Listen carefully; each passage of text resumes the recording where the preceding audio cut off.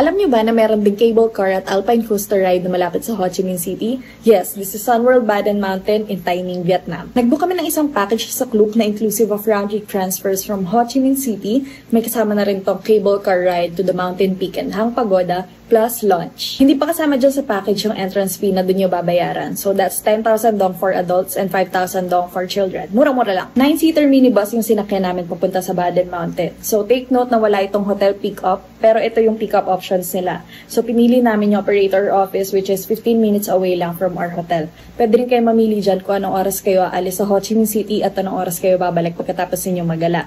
On our case, 7 a.m. yung pick-up namin at 4 p.m. kami umalis doon. More or less 3 hours yung biyahe papunta sa Baden Mountain with one stopover kapag papunta pero pag pabalik wala nang stopover to. So make sure na magsi-CR kayo before kayo umuwi. Take note na wala kayong tour guide dito kaya hawak ninyo yung oras ninyo. So plan accordingly. Huwag kayong mag-alala, hindi naman kayo maliligaw kasi maraming instructions, maraming signages at mabait yung staff doon. Yung Alpine Coaster ride nila is nasa Hang Pagoda area. So kung kukunin nyo rin yung package na kinuha namin sa Klook, pwede ninyong gamitin dito sa Alpine Coaster yung cable car pass ninyo pababa ng mountain. Ayun lang, if you have other questions, ilagay nyo lang dito sa comments and susubukan kong sagutin yan. See you and enjoy Vietnam!